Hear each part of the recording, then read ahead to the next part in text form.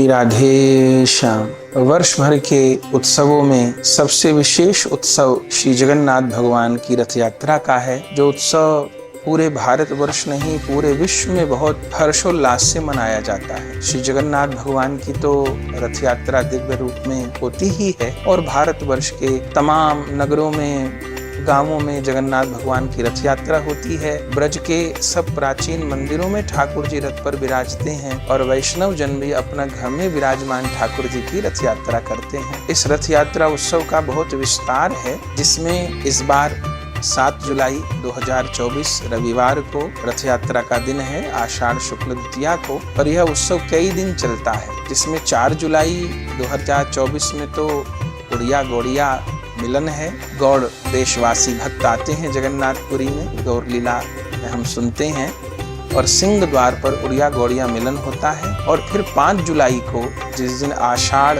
कृष्ण अमावस्या है, शुक्रवार को, इस दिन झाली समर्पण लीला है। गौर कथा में हम लोग सुनते हैं कि गौड़ देशवासी भक्त, नवद्वीपवासी भक्त वर्ष में एक बार महाप्रभु जी का दर्शन करने जगन्नाथपुरी पधारते हैं। तो सारे नवद्वीपवासी भक्त, इसमें महाप्रभु जी की माता शची देवी, श्री विष्णु प्रिया जी, राघव पंडित जी, उनकी बहन दमयंती जी और तमाम गौड़वासी भक्त महाप्रभु जी के लिए भोग लेके आते हैं। और यह भोग सामग्री महाप्रभु जी को जगन्नाथपुरी के गंभीरा मंदिर में, जहां महाप्रभु जी विराजते हैं, वहां यह भोग अर्पण होता है। इसको राघव का झाली समर्पण कहते हैं। झाली माने डलिया, टोकरी। तो टोकरी में भोग ठाकुर जी को, महाप्रभु जी को अर्पण होता है और सारी वस्तु को वैष्णव जन महाप्रभु जी को अर्पण करते हैं। और गौर लीला में वर्ष भर महाप्रभु जी उस सामग्री का प्रयोग करते हैं, तो इसको झाली समर्पण लीला कहते हैं। तो जगन्नाथपुरी में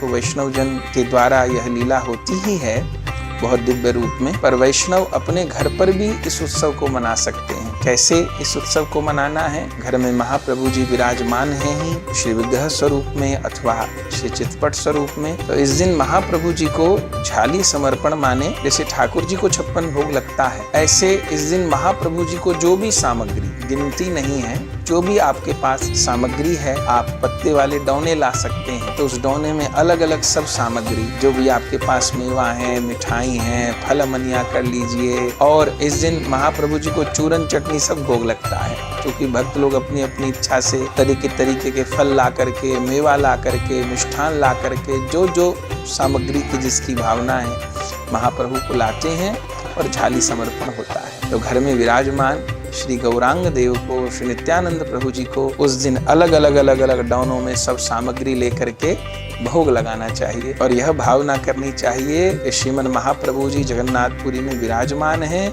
और सब गौड़ देशवासी भक्त। ये लीला मुख्य राघव पंडित जी की है, जो महाप्रभु के प्रधान परिकर हैं। तो राघव पंडित जी सब भोग अर्पण कर रहे हैं। महाप्रभु जी के सेवक गोविंद को वह सामग्री दी जा रही है। और गौर लीला में फिर जो महाप्रभु के अंग सेवक गोविंद हैं, वो उन सामग्रियों को संजो कर रखते हैं और पूरे वर्ष महाप्रभु को उस सामग्री में से कुछ प्रदान करते हैं। जिस वैष्णव ने जो सामग्री दी होती है, वो उनको प्रदान करते हैं। तो इस आषाढ़ कृष्ण अमावस्या को अपने घर में विराजमान ठाकुर जी, महाप्रभु जी को ये भोग लगाने से माने 1 वर्ष महाप्रभु की सेवा हो गई, भोग राग की सेवा हो गई ठाकुर जी की।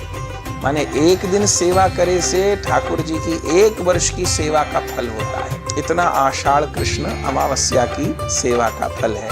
तो जो भी घर में सामग्री उपलब्ध हो या बना सकते हैं, तो वो डौने में या टोकरी में या बर्तनों में, जैसे आपको सुविधा पड़े, उस दिन अवश्य ठाकुर जी को भोग लगाना चाहिए। और झाली समर्पण महोत्सव राघव पंडित जी का मनाना चाहिए। तो 5 जुलाई को यह झाली समर्पण की लीला आप सब अपने घर में भी संपन्न करें। जय जय श्री राधे श्याम।